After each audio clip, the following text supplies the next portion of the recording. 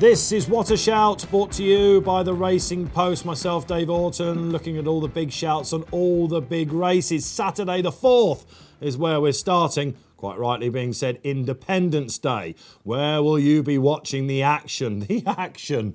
Wow, what a Saturday. Keels, can you possibly remember a Saturday like this? Paul Kealy back in the seat for a sumptuous Saturday. Having known that you've got one of the best races in the world just up the road from where you live and you can't go, that's a funny one. You're an Epsom native. For the past few years, yeah. Drove up there the other day, saw a load of grey steel fences around the entire track. Quarantined. Yeah, exactly. Quarantined, can't get in, but the show goes on. And, there's something about a big race day that sets the pulse racing, isn't there? I mean, I'm coming off an absolute horror show over a weekend on the betting front last week, so I'm hoping to banish those memories and have a bit of fun with some terrific racing. We know what happens when you do them. You tend to knock them out the park. Just a quick word about the weather then in Epsom while we're talking about that.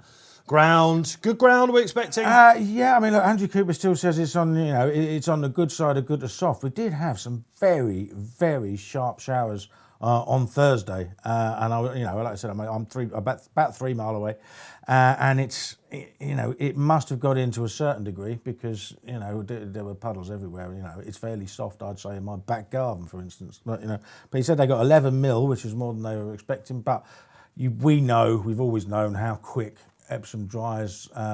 Friday is set to be a dry day, few showers on Saturday. So, it's not going to be extremes either way. There shouldn't be any excuses. Yeah, fantastic. So a superb racing surface at Epsom expected. A superb guest for you this week. We've got David Redvers, no less. David joins us via Skype, Qatar racing manager, Tween Hills stud Supremo. David, great to have you on the show. Great to be here. Thanks for having me. You've just got the small matter of a classic winner going into a derby, David. How does it feel? I think it feels a little bit like swimming through treacle the last 4 hours. It's we're getting very nervous, and there's been a lot of really cool stuff on Twitter and what have you, showing past derbies just to get every goosebump rising. Yeah, and David, a word quickly about owners coming back on track. It's going to be busier than normal. Are you going to get the top hat out for Saturday? Definitely, yeah. There's a standard that has to be maintained, and it wouldn't be some people will think it's unnecessary, but actually, we're going for one of probably the biggest days racing of our lives, and that deserves a dress up. Standards must be maintained, says David Redvers. Quite right. That brings me to our sponsors, Bet365 and the classy Pat Cooney. Pat. Good morning to you, and what a weekend. And if the main course was lovely enough for you, what about the dessert on Sunday in Eclipse? Prix de Diane and Prix de Jockey Club for us. So what a weekend this is going to be. What a weekend this is going to be. What a show this is going to be. We're going to be looking at the hot topics. We're going to be looking at the weekend's clues. What have we seen? We'll ask David Redvers about some potential superstars for Qatar racing. We're going to, of course, preview all the big races, the Derby and the Oaks on the same card. And, of course, Sunday, and then we'll get the all-important weekend naps. Hot topic time then. It's a burning hot topic, Kills, as well, isn't it? Peter Scargill in the paper this week. Lovely piece about the need for speed with breeding. We've got David Redvers on the line, of course. The Derby every year is the one for the pedigrees, isn't it? Come on, I'm a big one on it. Some of the market leaders don't look like going to stay, but we'll get to that. Stradivarius' owner, Bjorn Nielsen, was interviewed by Alistair Down, and he said, we've gone too far. Why too much? Have we come to a pass where there's just too much speed? We mustn't forget about stamina. Where do you sit on this?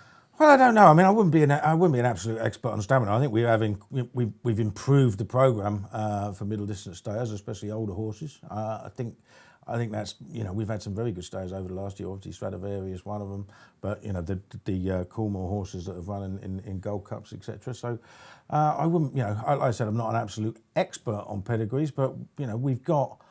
I think over the last couple of years, the King George at Ascot has actually come back into a little bit more favour than it was. It had a spell in the doldrums. We've obviously got the Arc over a mile and a half, but most of the top class midsummer races are over 10 furlongs, aren't they? And horses like Stradivarius have obviously put the Cup division back on the map, haven't they? Yeah. We've had some great Cup winners. David, I want to bring this to you. Kamiko in particular. We'll talk about the Derby a little bit later on in the show and what you think his actual chance is. I'm sure it's going to be a fantastic one. I want to talk to you about when he won the Guineas, David. And straight afterwards, Andrew Balding, your trainer, in complete elation, actually pulled a rabbit out of the hat with his quote, and he said, "I'm not really sure the Derby's necessarily the place to go." Now, why was that, David? I think really he and I been speaking about the horse rather than the race, and the question is it the right race for the horse? At the end of the day, he seems to show so much speed.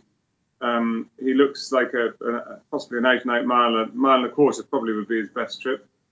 But we've been there as owners with Roaring Lion before, and it's a tough race to go to and not stay, because it can have a big effect on the rest of your season unless you're made particularly robustly.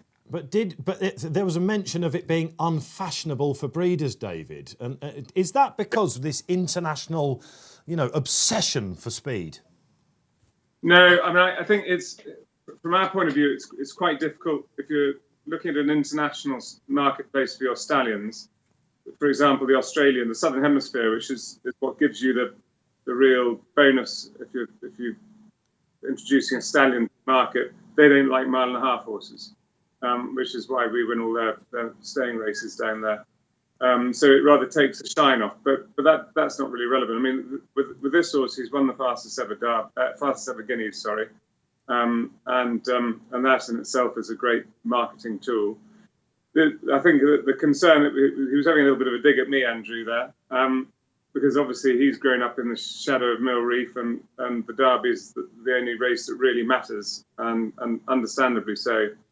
But it wasn't, my concern was never about the Derby not being the place to go for the stallion or his career. It was more a case of worrying, if he doesn't stay, how will it affect him? Will it leave its mark on him?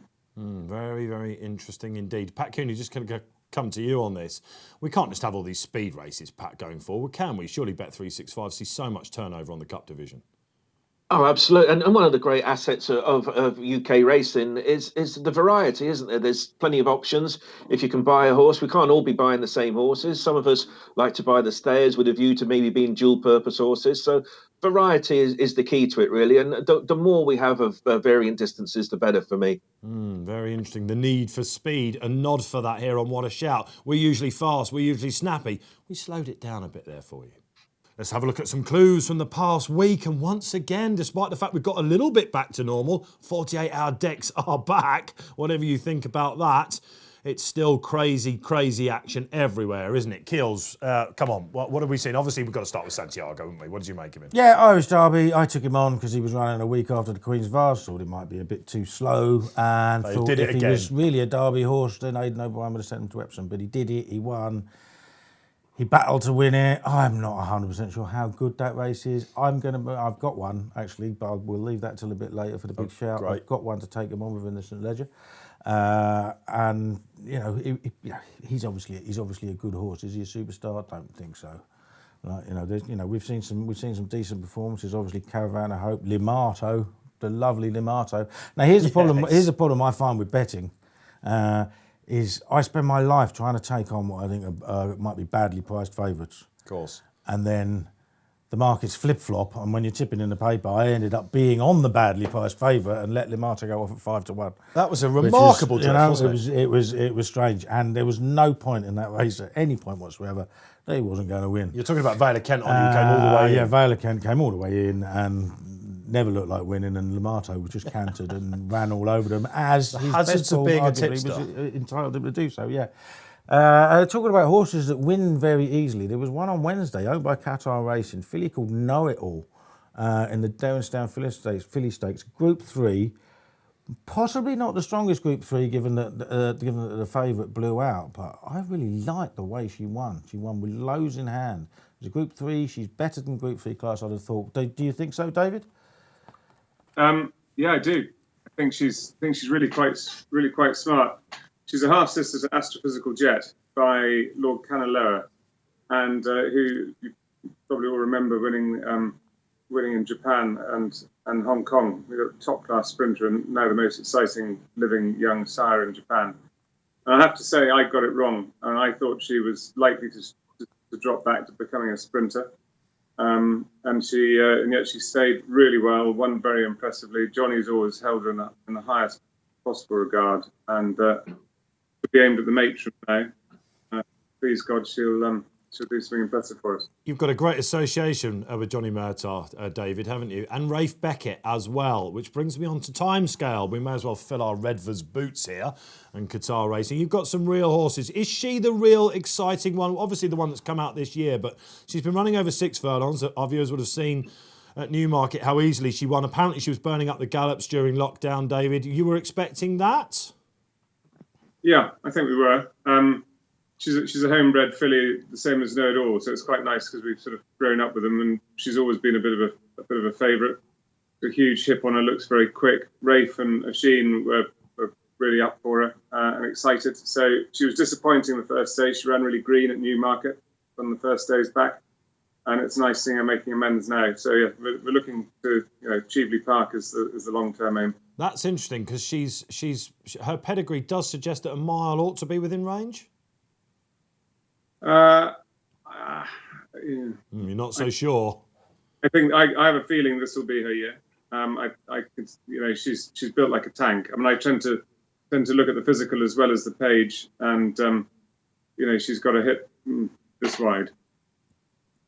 Fascinating. So, of course, because a lot of people will be thinking already about next year's Guineas. Pat Cooney, over to Dave Redvers. You've got a couple of exciting horses you saw.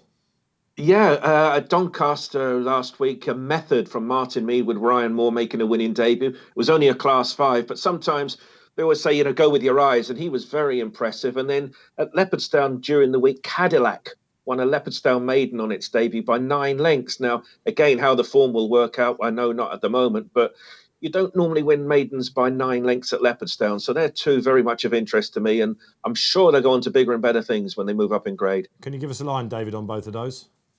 Yeah, I saw them both. I mean, I thought I've been trying to get hold of the keys to Cadillac since he won. I thought You're a pro, David. You're a pro. He looks very smart. Okay, and Method? Yeah, likewise. I mean, it's the manner in which they did it was the impressive thing. I thought Cadillac for me though was just he was a bit special. You heard it here on What a Shout. There were your clues and some absolute special ones going forward. Time then on Super Saturday Independence Day. Where will you be watching the Derby? Let us know. Don't forget, of course, you can get your questions in for all the panellists on #WhatAShout. Let's have a look at the Derby then, Keels. Let's talk about this. English King. Now, when the draw came out on Thursday, my phone was buzzing. I didn't see it. Unbelievable. English King in stall 1. Not since Oath in 1999 has that been done. And Mogul, the gamble with Ryan Moore on in stall 2. Never been won. Yeah, now, I mean, 1 is actually worse than 2 overall, if you take all races. And I had a look at my race form interactive since 2006. There's been 69 races over a mile and a half at Epsom with 10 or more runners. And number 1 is 0 from 69. It's hard work, and apparently, well under half of horses who come from stall 1 run to their form. Now, English King still needs to improve quite dramatically to win an average Derby. It's a strange year. The Derby is always full of imponderables. This year more than ever. We've had very few recognised trials. Half the field have only run 3 times in their lives. Half the field only run 3 times in their life. 12 of the 16 runners have only won once this season. Yeah. Almost none have got the standard of form of a Derby winner going into the race. One has. Coming out of it. One has, that's Kamiko. Yeah. But he's got it at a mile. Yes. So there are a huge amount of imponderables. Well, before I come to you with your selection, Kills, and you're going to knock out a couple of big outsiders, I'm going that way as well, I've got to say. David, you've heard what Paul's just said there. He's got it at the mile. Kitten's Joy, the sire, did win over a mile 4, didn't he? Now that Dam's influence to our, mediocre eyes, looks like it's quite speedy, mile-ish as well. Where's your hope coming from? What sort of tactics, what might we be looking at here? The hope is simply that he's got such a brilliant temperament. He looks like he'll settle. Without that, you've got no chance. And if he switches off like he's shown he will do and can do, then we're in. I think we've got a chance.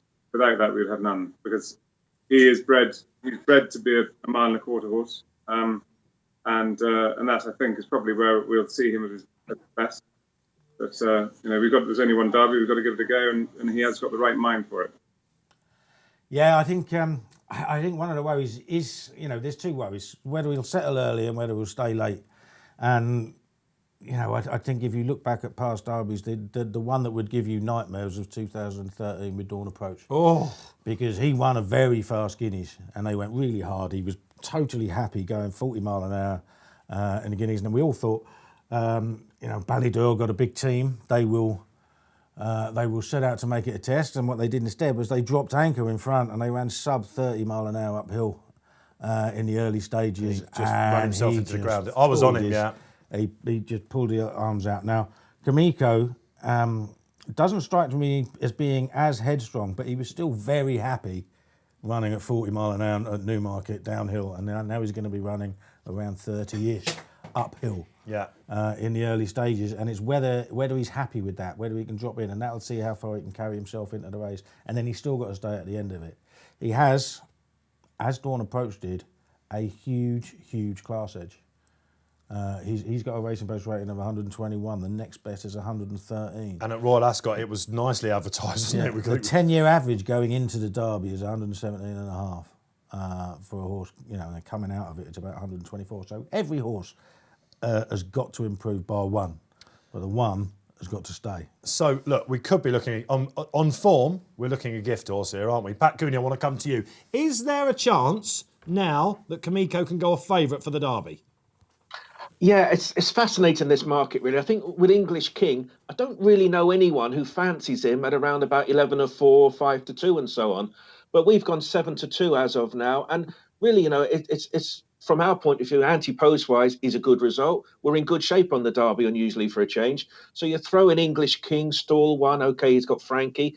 But maybe he's coming back to what a price he should have been all along, really. I'm with the fellas. I'm not so sure I'll even go a favourite. Kamiko, they always say the classic form is the best. And I can see him 2 furlongs out being the likely winner. And then we're into the unknown. But Mogul, he continues to attract support. And I know most of us were a little bit disappointed with him at Royal Ascot, but my mind is taken back to when Yates, the Ascot Gold Cup, when he made his reappearance on his final, the year he won it, he was actually beaten 30-odd lengths and came out and won an Ascot Gold Cup. So Mogul wasn't quite that bad at Royal Ascot, and he continues to be the one for money. His brother's Japan, and we know he'll stay. So of the ones at the front end, Mogul is probably the stronger, but we're just sensing there could be a few shock results in this one. We're going first 4 places on the race, and that brings into it the 33-1 chances, the 25-1s and so forth. So we're looking at the race, Dave, thinking, yeah, we can get them all beat. Not the only ones. Not the only ones. That brings me nicely on to selection time, Paul. I think, especially with bookmakers offering an extra place, I think, for having a bet, you've got to go for a bigger price. I think Kamiko will look like winning. And I think he'll probably hit the frame at least. Great attitude. Because I think he's very good. I was all over him for the Guineas. I love him. So I think he's got a shot. But as a betting man, I'm going to go bigger prices. Now, a horse who finished ahead of Mogul at Royal Ascot is Mohican Heights. And he was said at the same time as Mogul was that he needed to run a lot. And he finished nice and strongly. He's definitely going to stay. Yeah. He's said to have improved, quite dramatically for that run, which you'd hope he had if he really needed it. He won his his only 2 starts last year. Both worked out reasonably well. Yes. I think he'll hit the frame, and I think Highland Chief might do so as well. Now, he wouldn't be one for your purists, would he? Coming from a handicap and wearing cheek pieces. Neither was Palace Pier in the St James's Palace. Yeah, that's true, but. Just like, he hit the line really hard at Ascot. He came from a long way further back than the runner-up. That was over a mile 2. That was on soft ground. I don't think any, ground conditions will bother him.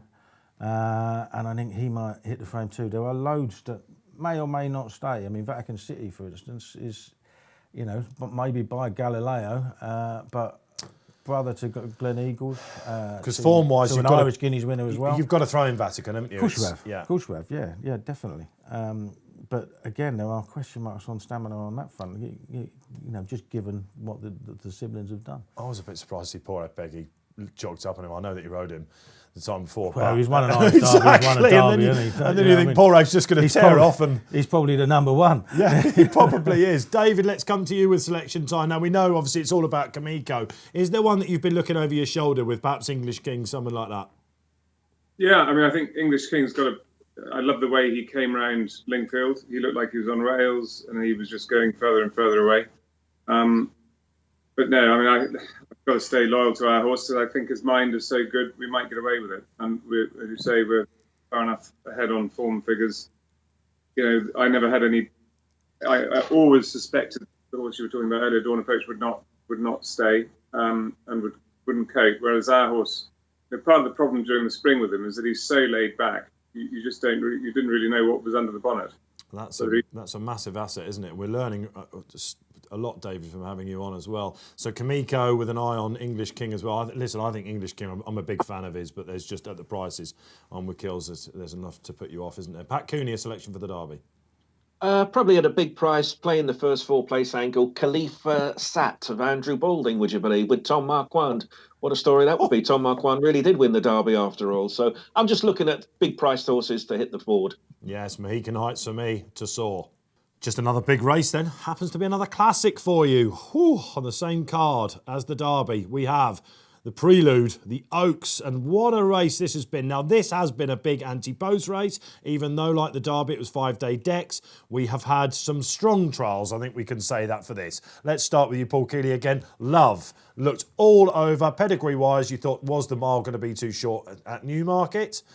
She was straight put in, about 13-8 at the time, wasn't she? Frankly Darling then comes out and wins a Ribblesdale before an Oaks in impressive fashion. It looks like a two-way play. You're obviously on Frankly Darling. We've heard about that on What a Shout at a decent price. Yeah, I took a chance. I mean, I take a lot of these chances, by the way, and most of them are in the bin. You know what I mean? But I backed Frankly Darling at 33s before she ran at Newcastle, and I backed her again afterwards at 20s. And I think she looks very, very good. I mean, it was just one flick of the whip for the Ribblesdale, and I've heard people talk up the chances and ones behind her. I mean, Ennis Diamond finished quite quick in relation to her, but I mean, she just had it always in control. She's got a very similar profile to John Gosden's 3 Oaks winners, none of whom had run more than 3 times. She's run 3 times in her life. She looked really good. I looked through 10 of the last 15 Oaks winners. I mean, while the Guineas tends to go for horses with lots of form, the Oaks, 10 of the last 15 had run no more than 3 times, and I thought this is a really good way to take on, good angle to take on Aidan O'Brien, and then I looked at his 7 Oaks winners, and 4 of them had run between 7 and 10 times. So you know, if there's a man to buck the trend, it's him, isn't it? So you can't rule that out. Now, Love's a funny one for me on pedigree. Everyone says, yeah, she's guaranteed to do it, and she's actually a sister to 2 horses who ran in the Oaks and finished well down the field. She's also a half sister to Lucky Cristal, who was a 6-furlong sprinter. And she didn't look short. Again, she's another one that didn't look short of speed at Newmarket. I think she'll probably stay. I don't really doubt that she'll stay. I do doubt the form of the Guineas. I don't think it was a very good race. I just think she beat a bunch of average horses, and therefore I'm taking the one that has made a big leap very quickly in terms of form, and that's Frankly Darling, to take another leap. And to me, she just looks like she might be a little bit of a star. For people that haven't backed her yet, because a lot of people will be out there thinking, well, I wasn't on at the anti-post price. What's skinny for Frankly Darling?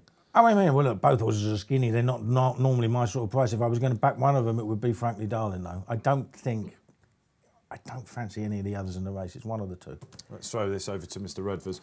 Dave, we've got Aidan O'Brien and John Gosden dominating an Oaks. Which way would you be swaying first and foremost of the 2 market leaders? But also, this could be extremely exciting for the breeding and the bloodstock industry, with 2 classic winners potentially going on to follow up at Epsom, couldn't it? Yeah, I mean, I've got a bit of a vested interest because I used to own Peekaboo, and since seen what Galileo does to a pedigree when the dam was bought and sent to Galileo 3 times, I think. I actually think this almost comes down more to a timing thing. Frankly Darling will have pretty much had 3 runs in a month by the time she runs in the Oaks, which for a 3-year-old filly takes an extraordinary filly to cope with that, whereas Love has had the perfect preparation, running in the Guineas and then coming to Epsom. So I'm going to back Love. I think I'm with you, David. I would say the one thing about Frankly Darling that I've got in my mind, there were two things that I wasn't sure about her. When she won at Newcastle, I thought she had a bit of a knee action, so the rain will be in her favour. At Ascot, I thought the ground was okay for her, just about. What I liked about her at Ascot, though, and I think why she will uphold that form with Ennis Diamond, is because hardly anything on the round course that attacked off the home bend went on to win that week. And she was strong at the finish. So yeah, she was strong. She was strong at the finish. I think she's potentially very good. It's a tricky one. She can be keen. Yeah. Okay. I mean, John Gosden said she can be a bit wild, and I think Kieran O'Neill, if he was sitting on her, posted a picture of her working in a hood this morning. So I don't know whether she'll get down to the start in a hood, but it's not quite Patash at Royal Ascot. No. There are going to be owners on track, No, they're going to have to make a lot of noise. The number of people that are there, aren't they? So we've got that in our favour. But it was like that at Ascot, and she was quite keen there as well. But I mean, I think running keen and kicking off the home bend and staying there and winning easily tells you that she's very good. What an absorbing race we have. Pat Cooney, going to come to you for the last word then. I don't imagine they're going to flip-flop, are they, Pat? And is there anything at a bigger price that you could see coming in a little bit? Something like the Varian horses, for example. Yeah, not really. I suppose the each-way horse has been Ennis time on. And, of course, when you do look at the Royal Ascot run, as Keel's touched on, she did rattle home very strongly. And she is lightly raced as well. Whether she can get any nearer to Frankly Darling remains to be seen, but she's progressive. No, I think the market is pretty much settled. I would expect Love to certainly go off favourite. Again, I think she's £6 in hand on official ratings. Whether she'll be £6 in hand of Frankly Darling at the end of the year remains to be seen. But, I always go with classic form. The Guineas didn't work out that great, maybe. But Frankly Darling, she used up a lot of gas early on, didn't she, at Royal Ascot? So she might not be as, shall we say, equipped to win an Oaks just yet, I don't think. So I think the punters will stick with Love. And to be honest, I think they could finish in price order in this race. Two heavyweight fillies going at it. That was the Oaks.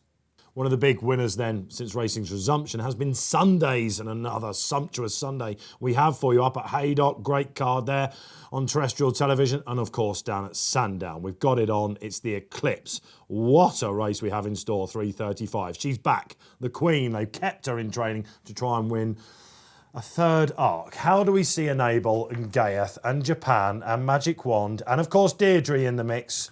Who's the one to be with Keels? How do we see the race going? Yeah, it's fascinating. I mean, the obvious one to be with is Enable. I mean, she very rarely gets beat. She got beat in the Arc last year. I mean, the trainer says as she gets older, she's getting a bit, harder to get fit, etc., and she will come on for the run. But Gayeth will probably go backwards for the run, which is the problem because that's what he's done before, isn't it? I mean, he looked really fast at Newmarket, setting those fractions that he set. I'm wondering whether Magic Wand is in there to ensure a strong pace as well, to mess them around, because obviously Japan is going to want a real test, and I think one horse that will actually like a real test and just be able to sit off and let them get on with it is Deirdre, and I think she's, she could have won an Irish Champion Stakes last year with a bit more luck. She won a Nassau, everyone thought it was a shock, but she's quite useful, I mean, she's a double figure price, and I'm considering taking a chance on her. I think Enable is by far the most likely winner. I think Gayeth will blow out even if he gets his own way. And I'll take a chance at a price on Deirdre. He has a habit of curling up when not mad fresh, doesn't he? And he had a run in Maidan as well. So we've seen horses come out of that Coronation Cup and shine. We're not so sure about Gayeth. The one thing I would say about him, I can't wait to see him around Sandown. It's often a front runner's track, isn't it? They tend to go quick into the first bend, they slow up a little bit and then kick, and it's difficult for the others there. So the track could be right up his street. I can see Japan running a big race. I think he will bounce back. Maybe there is something in the mile too about him that's very interesting. You look back at his international, he's got a lot to prove though, so it's the Queen Enable for me. David Redvers, what a race we have in store. Isn't it fantastic to see these mares coming back at this age? Magical, for example, we saw what she did last weekend, and Enable now for John Gosden, going for that arc again. It is, and it's a huge commitment from the owners to keep mares in training that long when the temptation is to retire them to stud to protect them. I actually think Gayeth, I thought he was mind-blowingly impressive at Newmarket. I think Enable is going to, as Mr. Gosden says, is a little bit harder to get her fit these days, and she might well need the run. I think the rest of them are playing for second or third place. Very interesting indeed. Pat Cooney, what's the betting saying?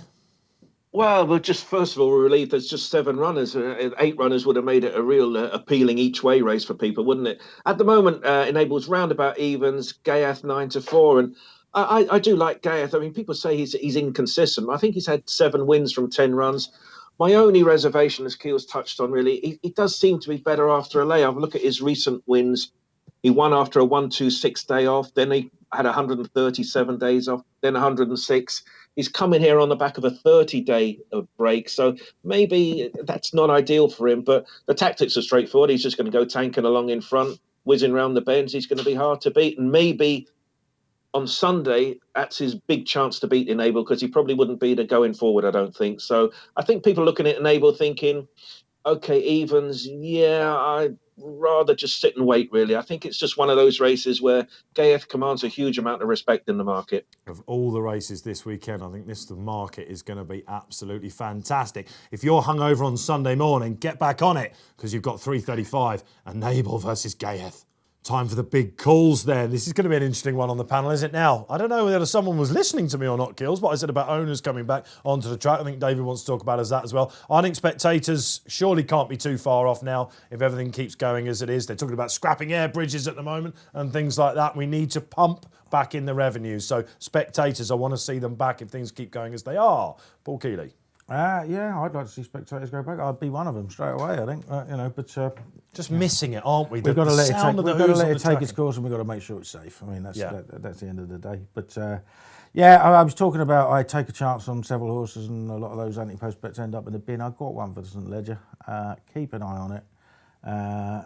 Far too inexperienced, I think, to win the Derby, but worthily trained by John Gosden's runner. He thinks he's good enough to run in a Derby after 1 run in a maiden. He's very closely related to Lucano. He's got the collars. To Flying Officer, who was a top class stayer. It's 28-1, I think, with Bet365. I think I was having a look on the website. I don't know whether Pat can confirm that. Indeed. And something's going to come on, and something's going to come out here and take on Santiago. Santiago isn't going to turn up at the Sledger as a 4-on shot or anything like that. Is it not nailed on he's going to go there, is it? Well, they might decide, if they get all their horses beaten in Derby, then suddenly he could turn out to be the 3-year-old number one. King George, he runs King George, stuff the St Ledger. So, but Worthily, he's got the pedigree of a St Ledger horse. The trainer thinks he's good enough to run in the Derby. And he looked very classy. Now, he's run into a racing post rating of 78 when he won. I mean, let's not pretend he's done anything special. But I like the look of him, and he's got the pedigree, he's got the family, and he will have the stamina. A worthy shout then from Paul Kealy. David Redvers, let's come to you then with your big shout. And you want to talk about owners, you want to go into it a bit more specifically. How many badges, for example, are used at the moment between owners, David? Well, they've only just started it again, but I think owners are allowed two badges. There's a really quite strict protocol in place by how long they can be at the races. I think 45 minutes before their race, and they have to leave within an hour of the race. And these are the people that are paying for the sport. They're funding the whole thing. Their prize money's been decimated. And if they can't go and watch a full card of races on a race course that's designed to take 30,000 people, and there's going to be 200 or 300 of them, then the race courses aren't trying very hard to accommodate them. So I understand that the BHA and the RCA and everyone are working really closely together to try and get things moving forward, but it has to be moved forward really quickly, or the bleed out of owners is going to be horrendous. So, say you win the Derby tomorrow, David. How quickly? How quickly do you necessarily? You can't have a bottle of champagne and celebrate it still, can you? Well, I might have a couple of bottles in the car, and I've got somebody to drive. Yeah, but I mean, if you're letting owners back in, I mean, look, pubs are allowed to open now. Exactly. Right? I mean, there's no bigger open space in the leisure industry than a racecourse. I mean, surely you can open a bar, position some tables around that people are away, and let people actually enjoy the day. The BHA are obviously trying. They do deserve it, and I absolutely agree. They're trying still very hard, of course, to be seen to do the right thing, but racing has surely now shown it is an extremely safe place in this coronavirus pandemic. Pat Cooney, let's go to you. A big shout, please. Well, I just echo what David's saying. It is all about the owners. Without them, we don't have the horses. So as quick as we can get back to normality, the better. It does seem amazing to me that I could spend 2 hours in a pub tomorrow, but only an hour on a racetrack. That doesn't quite make sense to me. So yeah, normality as soon as possible for me, please. We want to get back to normality quickly, says Pat Cooney, but at the moment, let's just revel in the fact that racing is superb. Time for another bet race preview, and it's the Bet365 Old Newton Cup up at Haydock on Sunday, the 3:15. I'll tell you what, it's going to be an absolutely massive betting race, this. Pat, you said you hadn't seen too much action on this, but now the draw's out, it used to be a big betting race. This is surely where the punters are going to try and fill their boots pre-enable. Yeah, and it's going to be a real test, this race, isn't it? It's a thorough test of stamina, this race. The soft ground will make it paramount as well. And I wouldn't worry about the draw.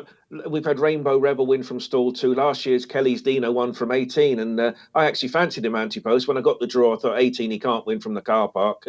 And he duly did. So they often move wide here. It's around about 8 to 1 the field. And you can... There's somebody with similar type profiles in the race. A lot of these are proven hardened handicappers. They go on the ground, they go on the trip. So it's hard to dissect it, really. So we can just take any edge that we can get on this race. But it's been a favourable result for us bookmakers in recent years. We haven't had a favourite win this race for about a dozen years or so. So it's a race that we like to sponsor, and rightly so, given the results. So good luck having a crack at it. But we'll probably be very, very competitive, given the nature of the result. Not really helping us there, Pat, is he, showing his true colours? David, one that was entered for Qatar Racing was medal winner, who ran, I thought, a really quite an eye-catching race at Royal Ascot. He didn't quite get home, did he, that day? But turning for home, Archie Watson's horse. Is there still some mileage in that, chap?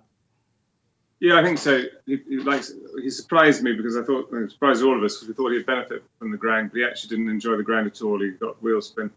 So we'll be looking for a sounder surface, and hopefully there's another nice big handicap for him somewhere. Yeah, lightly raced and scopy sort for Qatar Racing for you to follow going forward then. Kills, come on then. Pat didn't help, did he? Well, it's funny. I was just checking. We might not have medal winner who was 6th to Scarlet Dragon.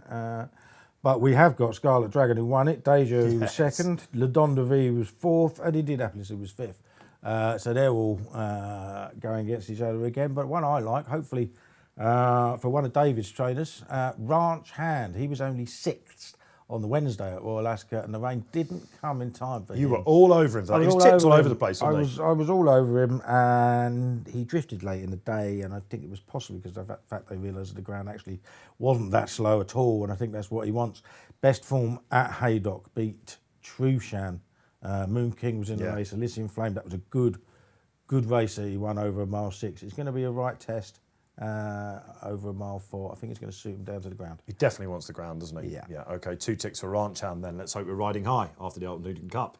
Time for the MyRacing double then. The MyRacing.com team. Do check them out for all expert tips and analysis. Had a really good Royal Ascot. The naps were going in left, right and centre. Where have they gone this week? Ennis Timon to topple the big 2 in the Oaks. And another Ballydor Warrior Mogul despite stall 2. That doesn't put them off.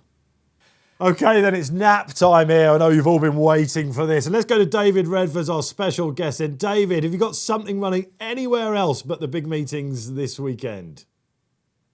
We've got a nice filly who runs for Johnny Murter. She's another homebred. She's called Perfect Sign. She ran first time out, came 4th. Johnny's generally need that first run to educate them fully, and I know he's very sweet on her. She's a charm spirit filly. It's exactly the same as Timescale, homebred, looks really smart, and look forward to seeing her run at Nace in the 2 o'clock. Lovely, Right. Thank you, David. Fill your boots then. Okay, Pat Cooney, will come to you. Give us a winner, please. I'm going to go to the 3 o'clock at Epsom, the Investec handicap. The horse is number 3, Desert Icon. Absolutely trotted up at Newmarket last week. Combination of front-running tactics and first-time cheek pieces. Got a decent draw, stall number 7. He only got a £6 penalty. He won by a mile. He's well handicapped. He's 102 horse, but he won't be 102 for much longer. I'd expect another powerful performance from him tomorrow. Tell you what, we're all being a bit bullish, aren't we, this weekend? Yeah, It's I great. thought I'm going head to head. I'm going head to head with Pat, I'm afraid. Okay, go on. Desert Icon, that was very fast ground. Think he might prefer smaller fields as well, and there is a horse potentially miles better handicapped. Even so, in Ironclad of Hugo Palmer's, won 2 times last year, had a hairline fracture when going for the hat trick, and still only got beat 11 3/4. Just looked like a slow mature who was going to get better. Now, he's a brother to a horse called Radiator, who rated 103, Forge, who went up to 111, I think. He's a half-brother to Mirage Dancer, her horse who improved with age and is rated 116. Radiator is in him off 86. If he is less than 100 by the end of the season, something's gone wrong with him. He's got a serious look about him. And I think he'd just be one of those horses that is maybe even group class, running off 86 handicap. Someone's going to be right, so we'll find out. And my one goes in the first race at Epsom, the Woodcut, no Pinatubo this year. But Owen Burrows has got a really nice horse called Toisol, who won despite doing everything wrong at Windsor. Sets the time form on that. I think he will win the first at Epsom. There are your weekend naps. Time to sign off then here on What a Shout. Myself, Dave Orton. It's been an absolute pleasure. David Redvers, thanks so much for coming on. Have you enjoyed your What a Shout debut? Will you come back on? If you ask me, yeah, that'd be great. Thank you. I'll tell you what, we'll be asking you next Friday if you go and win the Derby and the Classic Double, that's for sure. Paul Kealy, thanks for coming back in the studio. Yeah, no worries. Looking forward to the day. I mean, you know, if there's a great horse in the race, it's Kamiko, so it'd be good if he does win. You'd like to see a dual Classic winner, wouldn't it? Yes. Looking forward to the day. Best of luck to David and the rest of the team. Yeah, absolutely. Pat Cooney from our sponsors. Pat, great to have you back on as ever. Yeah, thoroughly enjoyed it. And good luck to David and all the team with Kamiko. And may the best one win. We'll be deciphering all this next week then, next Friday. What a Shout. We'll be back, of course. More top action coming your way. It's thick and fast. But what a weekend we have in store. Get your questions in for the panellists on Twitter or below, indeed. Hashtag What a Shout. We love hearing from you. I love going through all the feedback. Don't forget to download the free Racing Post app. You can do that on the App Store or the Google Play Store. And remember this weekend, so much action. Gamble responsibly. Until then, enjoy it.